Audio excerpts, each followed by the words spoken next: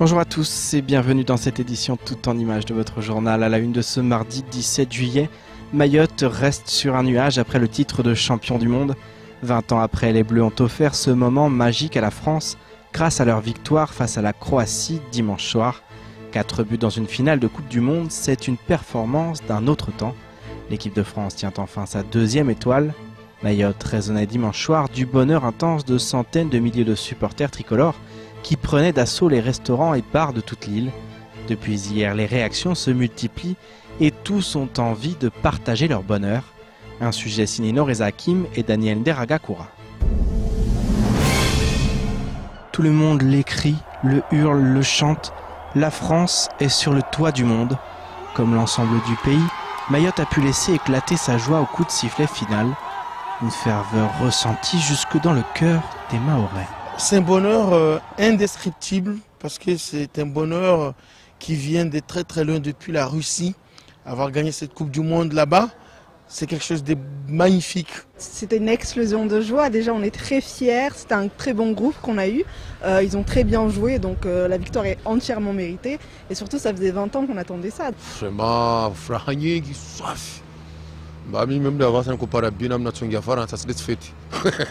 Je peux pas vous dire comment j'étais heureux. Parce que même si vous voyez bien, même mon véhicule jusqu'à maintenant, il a le drapeau bleu, blanc, rouge jusqu'à maintenant. Je suis très content déjà que ce soit la France.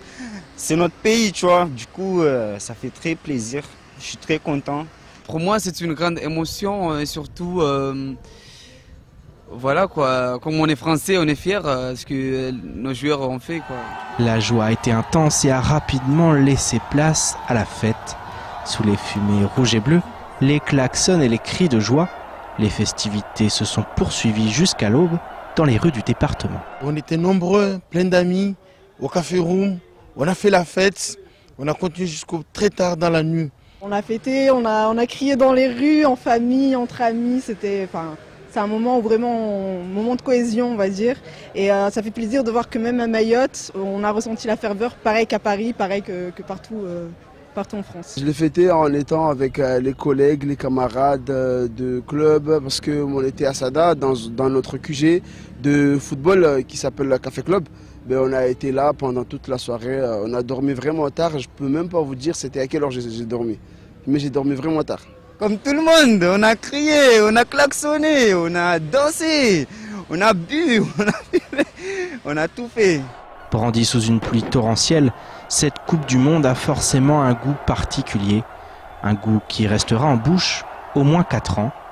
De quoi faire oublier la routine et donner du baume au cœur à tout un peuple. Tout autre sujet maintenant dans votre 19h. Durant le week-end, une bagarre s'est produite dans l'enceinte du marché couvert à Mamoudzou. Le tout à cause d'une cigarette. En effet, les choses ont dégénéré entre une fonctionnaire de police en civil, son mari et un commerçant du marché. Ce dernier aurait demandé à la dame de ne pas fumer à l'intérieur du marché couvert. Le ton est alors rapidement monté et le mari ainsi que le commerçant en sont venus aux mains. Ce matin, les commerçants étaient sur le parvis du comité du tourisme pour exprimer leur colère et soutenir leurs collègues. Le point dans ce sujet signé Abbas Alidi et Leslie Vimenet. La colère était une nouvelle fois vive ce matin aux abords du parvis du comité du tourisme. Les commerçants du marché couvert, habitués à exprimer leur mécontentement, étaient très remontés suite à ce qui s'est produit ce week-end. Il y a notre collègue qui a été frappé par un policier. Il était avec son mari. C'est pourquoi, les choses qui se passaient, parce qu'il est en train de fumer. Et notre collègue, il a demandé qu'ici c'est interdit de fumer. Et ça a commencé là, le bagarre. L'affaire fait grand bruit en raison notamment du fait qu'elle implique une personne dépositaire de l'autorité. Pour le vice-président de la CCI, c'est tout simplement inadmissible. Je trouve que c'est vraiment d'actualité parce qu'on parle d'insécurité partout. Aujourd'hui, c'est un commerçant qui a été agressé. Dans l'enceinte même côté du marché, je trouve que c'est inadmissible. D'autant plus que l'agression, quand elle était faite par une personne détentrice de l'ordre public. Donc ça, c'est malheureux, c'est pas des choses qui se font. Et quand en plus on va pour porter plainte et que la police n'est pas très conciliante dans le sens où on n'a pas envie de prendre la plainte, c'est quand même dommage qu'encore une fois, heureusement que les gens sont assez informés et qui savent de nos jours qu'on peut saisir effectivement le procureur de la République directement sans passer par la police. À en croire la version des commerçants, la fonctionnaire de police et son mari sont entièrement en tort. Ces derniers ont cependant donné une toute autre version des faits.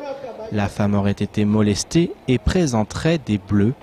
Son mari serait simplement intervenu pour la défendre. Désormais, la justice devra déceler le vrai du faux. Moi, je voudrais que l'État prenne sa responsabilité. Parce que quand même, c'est un policier qui fait des choses comme ça. Il faudra quand même l'État qui prenne sa responsabilité. Si l'État a déjà beaucoup de choses à régler, nul doute que cette affaire pourrait encore faire parler d'elle dans les semaines à venir. Autre colère dans votre 19h, celle des aviculteurs membres de la Comavi, la coopérative mahoraise d'aviculture. En effet, la société traverse actuellement une période très difficile au niveau financier. La Comavi doit ainsi des sommes très importantes aux aviculteurs qui, de leur côté, accumulent également les difficultés financières. Ce matin, nous recevions deux aviculteurs venus exprimer leur mécontentement. Ils réclament de rencontrer le président de la coopérative afin de régler rapidement ce problème. Écoutons leurs propos lors de la matinale de Kwezi. Il y a tellement de problèmes. Ouais. Seulement, on n'est pas payé, ça fait 6 mois. C'est-à-dire que vous livrez vos œufs à la coopérative. Il y a des éleveurs qui livrent des œufs, ouais. Et pendant 6 mois, ces éleveurs-là, ils ne sont pas payés. Le jour d'aujourd'hui, ça fait que la Comavi a une dette de 300 000 euros. Ouais. Sur ces 300 000 euros de dette, il y a 160 000 euros qui appartiennent aux producteurs. Et ce qui fait que le reste, c'est pour les autres, les dettes particuliers. Et le jour, il n'y a toujours pas de solution. Et le président, il n'est pas ouvert pour discuter avec les adhérents. Je vous propose maintenant de faire un petit tour du reste de l'actualité locale de ce mardi 17 juillet. Le GVA, groupement de vulgarisation agricole, vient de lancer un préavis de grève.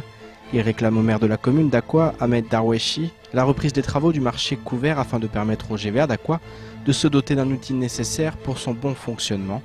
Le GVA ajoute, je cite, « Cette demande fait suite à plusieurs réunions infructueuses entre les parties prenantes du projet à cause des arrêts incessants des travaux, voire de l'arrêt complet depuis le mois de mai.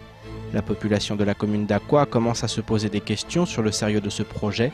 Entre-temps, l'association des agriculteurs accumule des difficultés, donc ceci reste notre dernier recours.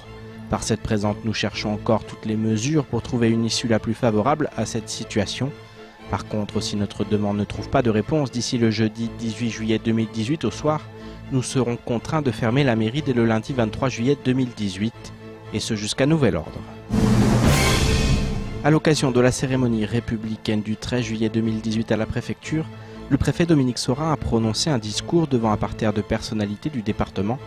Il a ainsi lancé les mots suivants, je cite, « Il est de notre devoir de tout mettre en œuvre collectivement pour accélérer la modernisation du département et faire que l'égalité réelle entre Mayotte et l'Hexagone se concrétise rapidement.